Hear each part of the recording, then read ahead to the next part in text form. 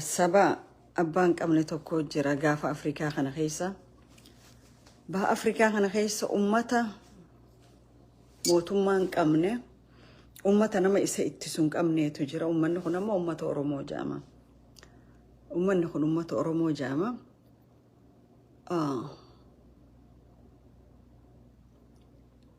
Mootummaan Itoophiyaa kun mootummaa ammallee Oromoo akka second citizenity ilaalu. Maaliifin akkana ja'a? Biyya san keessa biitika Oromiyaatti namni dhumu jiru hin jiru. Biitika akka Oromootti dargaggeessisaa hurgufamaa jiru hin jiru. Biyya Oromooti ta'arra namni ajjeefamee reefkii waraabeessaaf kennamu. Waan lafa Oromiyaa keessa diinni godhu jiru hin arku mootummaan kun. Maaliif assignmentiin isaa guddoon Oromoo qalbii cabsuu, Oromoo xiqqeessuu, Oromoo sablisuu, lafa Oromoo abbaa fedhe weerarsiisee karaa fedheen daangaa cabsanii itti seenanii Oromoo ajjeesanis namni dubbatu hin jiru jechuudha. Maaliif inni nu ajjeesaa jira warri biraa ka Oromoo ajjeesus guuza bahaafi jechuudha.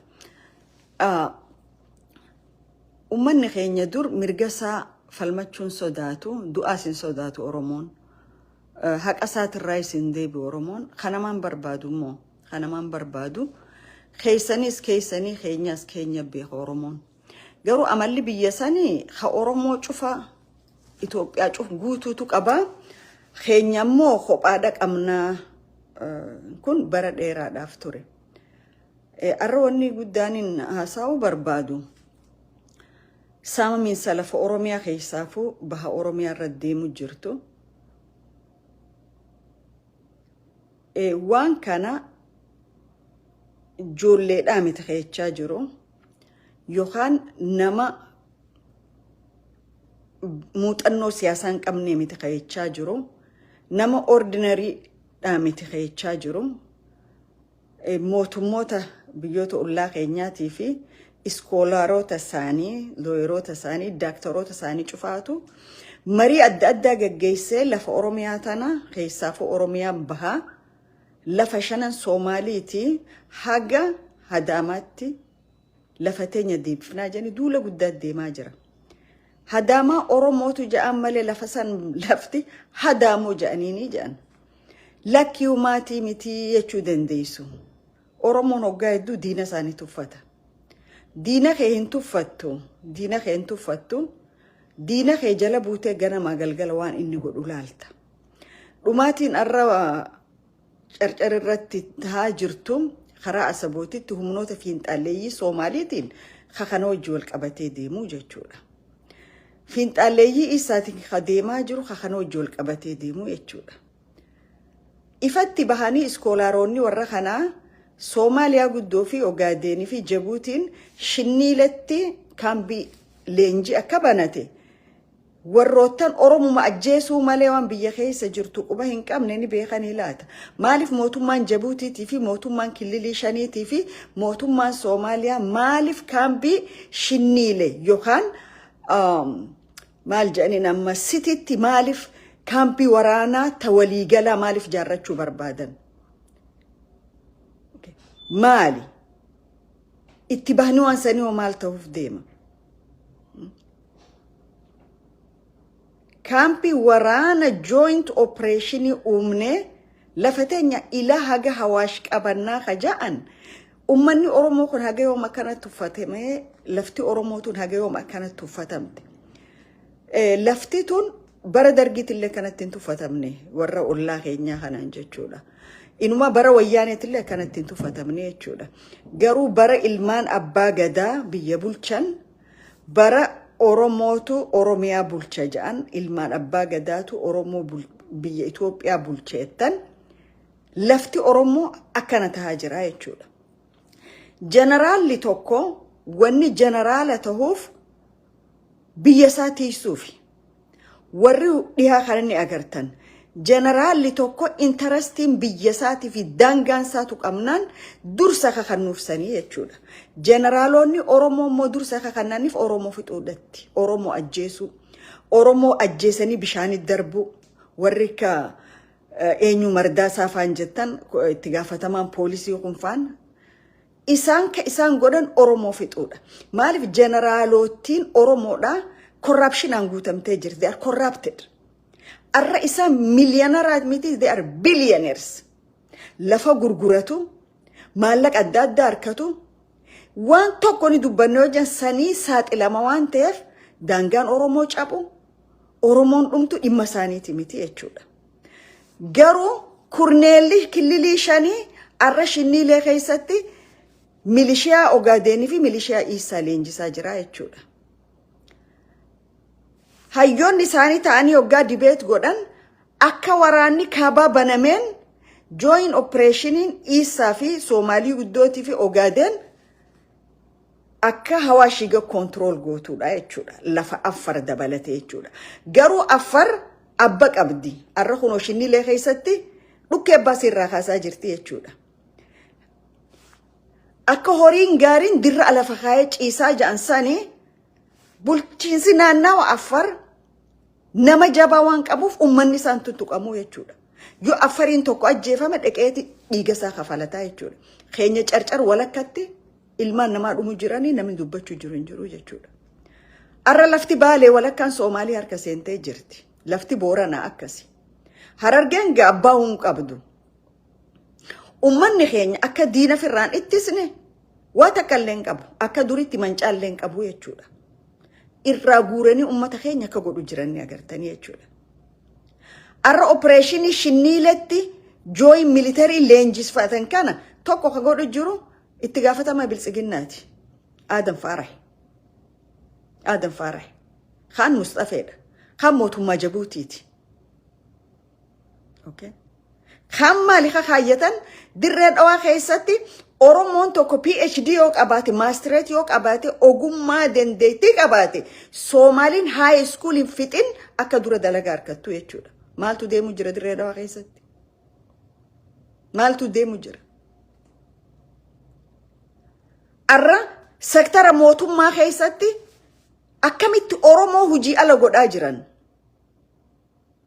Takka seenaa biyya sanii keessatti waan akkana Oromoo irratti hin beeku jechuudha.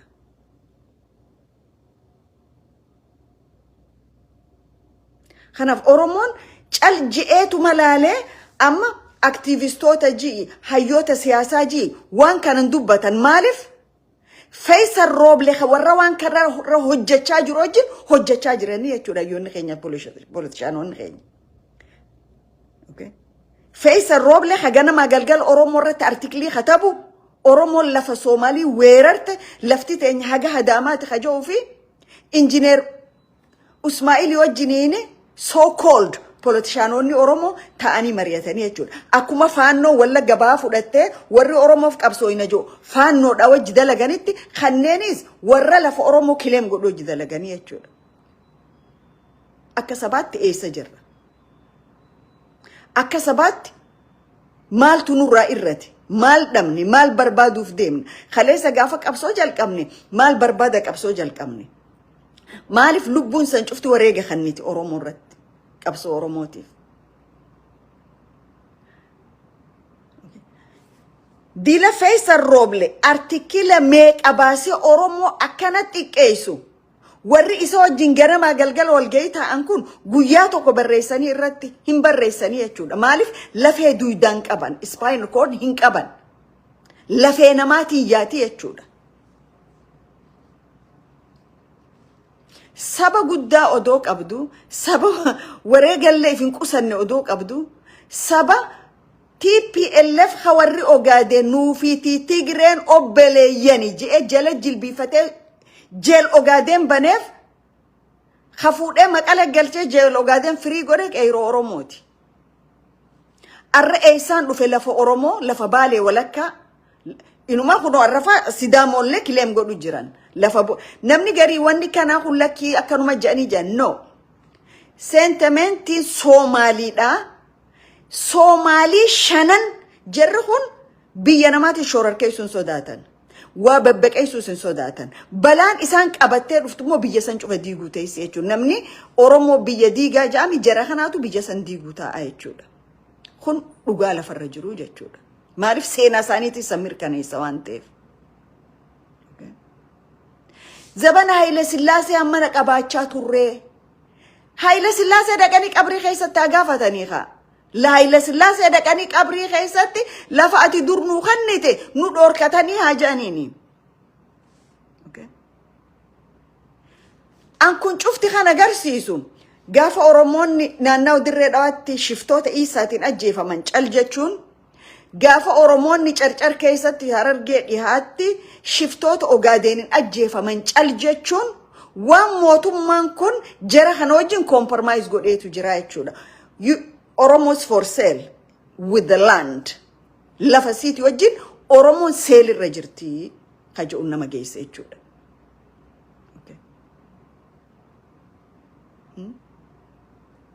Kanaaf Oromo waan naannoo dirree dhawaatti ta'u jiru cal jettanii bobbaataniitu magartee akka maali balagaarii dirree dhawaatti if dura maleef cinaa lameen hin laalleessanitti hin yaa'ina. Maaltu kuktaa jira maaltu dalagamaa jira maaliif mootummaan Jabuutii Shiniilee irratti military joint operationii banne leenjifna maaliif jedhama. Ilahaga hadaamatti lafti teenya lafa teenya weerartoota Oromootirraa deeffachuu qabna duulli joo hayyoota Soomaaliitiin Oromoorra baname kun maddi isaa eessa. Jarri kun jara tsimdoo keessa jiru. Tsimdoon akkuma Wallagga bahaa jara faannootii kannitetti Harargee tanas akka jirutti warra kanaaf kannitanii. Isin egaa warri lafee duudaan qabne ka ifirratti hin abdanne kanuma oriu kara oriitan ilaallatan ni dubbatan waan dubbatan ilaallatan Rabbiin Oromoodha diinaaf isin garsiise jaarmee Oromooti ka diinaaf isin garsiise garuu waan diinni isin irra godhu jiru agartanii jechuudha.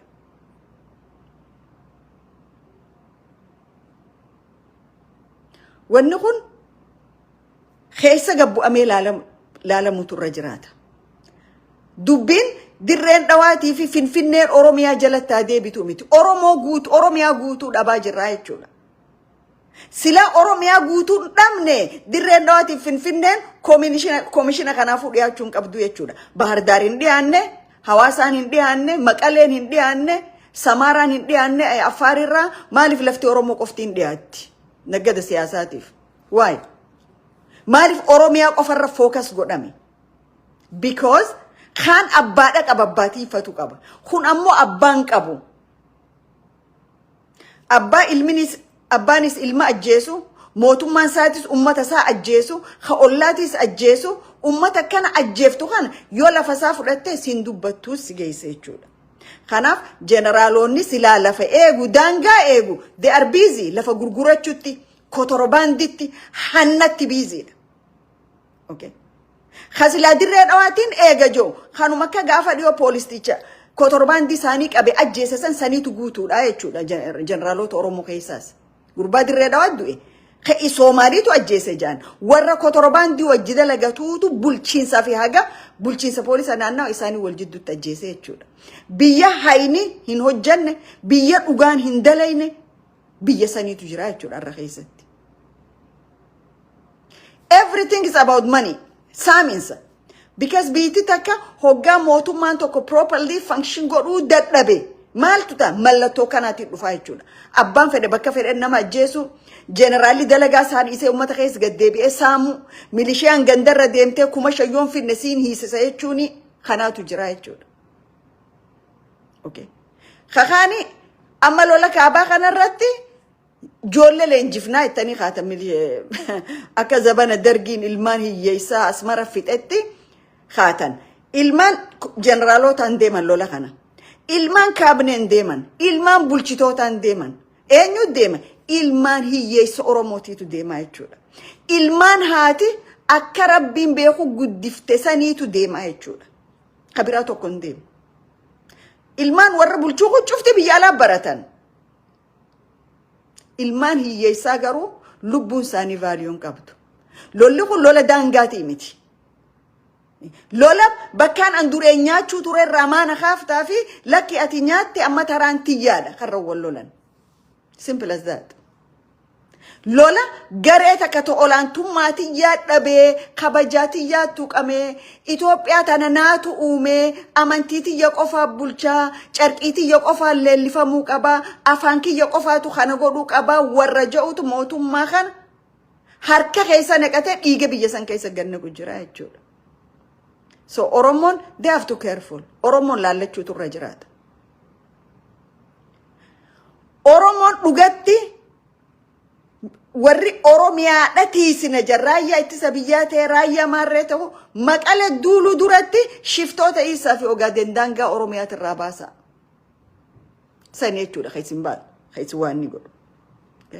Lafa maqalee namni bira biitii ollaa ta'uftee weeraruu jirtu jechuudha. Yoo fedhan is wajji jiraatan yoo fedhan immoo self determination isin irraa bahuu dandeenye jechuudha. Dirqin namni waliin nama hidhu hin jiru. Garuu biitii abbaan qabne lafa Oromiyaati. Biitti arra ilaalchi Ziyaad Barree amat shantama amat meeqa dura shanta Soomaaliyaa Soomaalii gudditti gaafa Afrikaa ilaa haga Hawaashitti arra san bifa inni itti deemu jiru laaltanii agartanii jechuudha. Itti aanaan biltsiginnaa achi keessaa kaa qaceelfama kannu biyyaan bulchaa biltsiginnaa san jalatti itti aanaa biltsiginnaati ja'a. Garuu inni hojjeta saaminsa lafa Oromoo abbaa biraa dhaalchisuu irra dalaga projektiin isaanii jechuudha. Mustafaan kililii shan bulcha ganamaa galgala maal godhishini leerra. Mustafaan nama Oromoo harkaa hin feenedha. Akka Mustafaa Agjariin Oromoon sila addunyaa irra jiraachuu hin qabdu. Arra nama saniitu ganamaa galgala shinniilee dhufe waan godhuu qaban himaa fi jechuudha. We are busy, wal nyaachuu irra busy, wal arrabsuu irra busy, wal irra barreessuu irra busy. Barruun keenyallee diina irratti hin barreeffamu. Jechi keenyallee diinaan hin jaamu. Wal keessa deebinee akka ilmaan adurree wal nyaanne jechuudha. Kana kakara kaanii wooma lamaan na ajaa'ibsiise. Hayyoota jennamoo beeytoota jennamoo maal jenna? Haasaa waayiluu gonfaa tokkoon dhaggeeffadhe Oromoon gabroomteen beeytuu je. Koroneel Jeneraal Haayiluu gonfaa Oromoo yoo gabroomteen beeyne maaliif adda bilisummaa Oromootiin dhayxeeti tokko. Lamada gabrummaa wayyaanee jala dammaqiinsa Oromoon si dammaystee si baasee miti.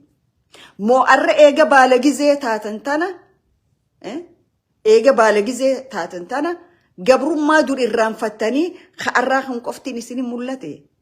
Atiyoon gabroomin ummata Oromoo madaasaatti soogiddan naqin. Gabaabumatti. Soogiddatti darbiyyiin madaa ummata Oromooti irratti.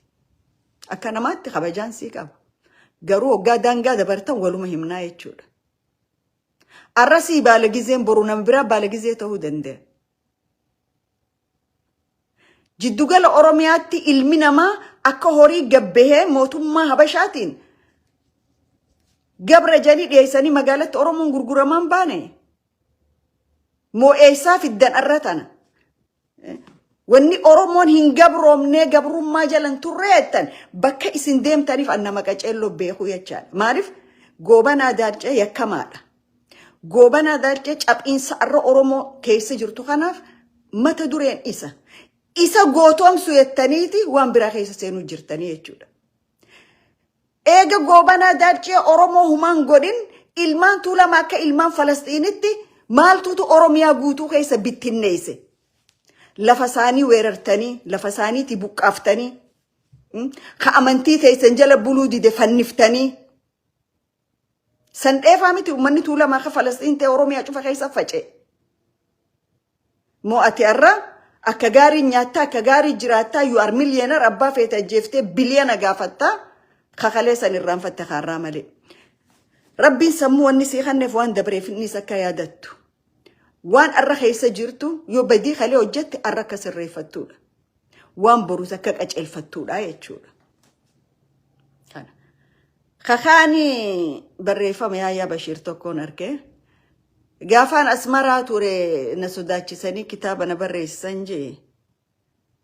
ambar nama guddaan sisee malee ijoollee sinseene maaliif intalti tiyyatama 13 yoon anka iwaa godhi jeen hin gootu no naan jetti itti nama numaa min godhu naan jetti you have to respect my right naan jetti mirga kiyyanaa kabajuu an kanan godhu ati gaafas daa'ima ama 7 turte moo daa'ima ama 9 turte moo maal turte gaafa namni dirqiidhaan waa barreessisiin jiru moo arra atiis kara baalagizummaa san shifti goonaan ABO attack godhuudhaaf ABO irratti olola geggeessuuf kana dhimma baat itti amantee jaalattee barreessite ala kanattu gurguruu na gargaara jechaa turte jechuudha akkami namni waan ittiin amanne barreessa boru itti gaafatamni ka dhufuun beeytu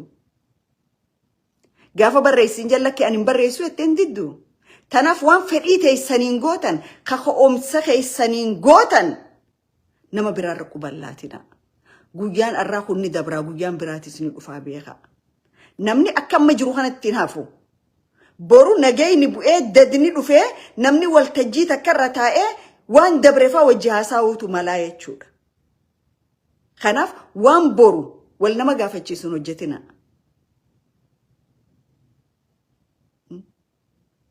siyaasaanii fi kitaabni barreessa mirqaanan ta'u itti yaadanii ol qabanii gaqqabanii itti yaadanii ol qabanii gaqqabanii barreessuu barbaadaa jechuudha na ajaa'ibsiise na doorsisanii na dirqanii barreessinaan jedhan he is a kid ijoollee kindergarteniiti ati yoo silaalan nama guddaadha nama dheeraadha nama bilchaata fakkaata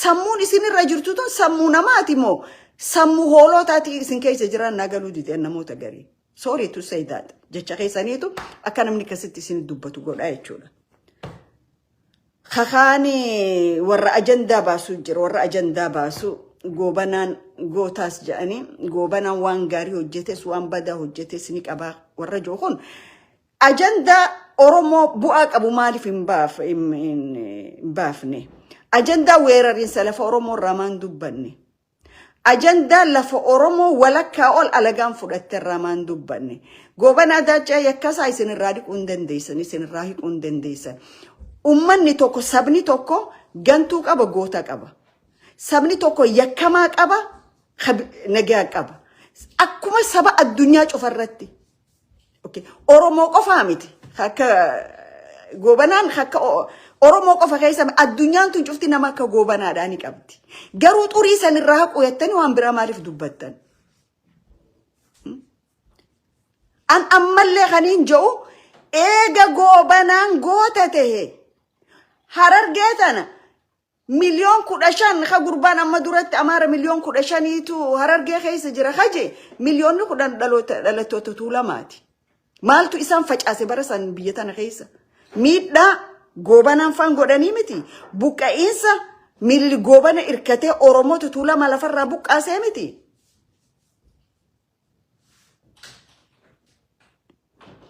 eessatti kamaxxansuu feetanillee anniin beeka waan kana maaliif akka qaaftanillee niin beekan eessa geessuullee akka feetan niin beekaa jechuudha okay goobanni tokko namni yakkamaan bahad dhalatu dhihad dhalatu kaabad dhalatu kibbad dhalatu jiddugala dhalatutti yakkamaadha oromoo fedherra haa dhalatu ummata sanirratti yakka hojjete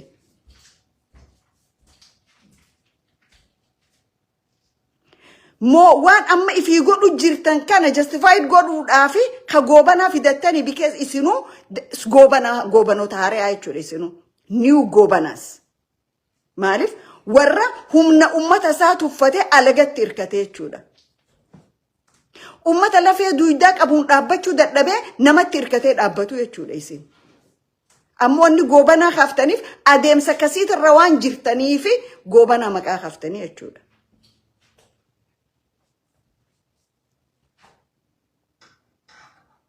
tanaaf saba tokko keessa ka saba gurguratu ni jira arra dhiisaati bara fara'aawna wajji taa'ee kajoollee Israa'el fixaa ture dhalataa Israa'elii jechuudha fara'aawna mana fara'aawna galee so oromoo keessaas oromoon tokko diina irkatee ko oromoo fixu guutu arrallee godhamaa jira jechuudha arrallee godhamaa jira in fact arrallee godhamaa jira miti تنافوري confused تاتني confused نما قد وداف gobanaan qaama gootummaas qaba gaaris godhe hamaas godhe marres godhetan do not confuse our nation amara jala fi gumirga qabdan abba fele jala fi gumirga qabdan garu seena oromootti tabatina tokko namaa kun jireenya isaa keessa waan keessa dabre qaba jechuudha tokko namaa kun sirna saniin miidhamiinsa background hedduudha qaba jechuudha oluma futi yettani ajanda barbaadachuudhaaf waan oromoo wal dura dhaabuun hojjetina keessaafu ammafa teheja ame ajandaan oromoo wal dura dhaabu teheja ame hojjetamaa jira jechuudha hoggaa garii maaliin jaan yakka mootummaan kun hojjechaa jiru dhoysuudhaaf jecha ajandaaleen garii bahu jira inja maaliif ni wallaalle akkasaa wallaalle maaliif akkasaa wallaalle khakhalee makiinaa jala qabna joo arra makiinaa gara galchina jaa khakhalee bilisoomne joo arra gabroomne jaa khakhalee si duraan du'a jeetu lakki arra ati du'i jaa bakka qabannuu fi bakka gadhiifnu wallaalle jechuudha tanaaf if moggaalamee milladhaa waraanni irraan deebi'a waraanni shinniiletti leenjifamaa jiru kun waraana haga hawaashi gad itti kileem godhu jiraniiti wanni kun wanni shinniilee kun affaar illee ni laala garuu affaar hogganni isaatii fi kurneeloottan isaanii dafanii waan waa arkaniif arra kunoo tarkaanfiirra fudhatanii jechuudha shiftoota naannoo shinniileetti wal leenjisaa jiru shiftoota kana achi qallabaa jiru mootummaa Jabuutiiti joint operation warra Mustafeetii fi ijoollee Isaa tanaa jechuudha haga hawaash akka TPLF lola banteeni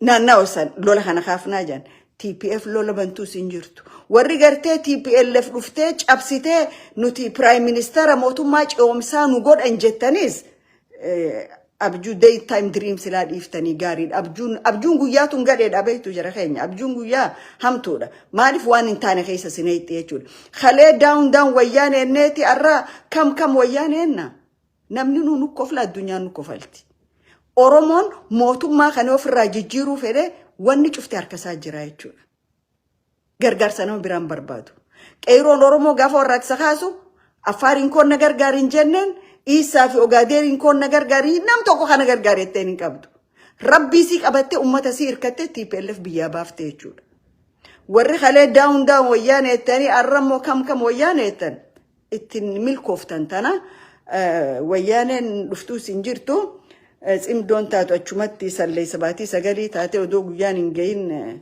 haadha gara du'e akkasii jara keenya fayyaa ta'a an dubbii warra Soomaalii tanaan na aarsa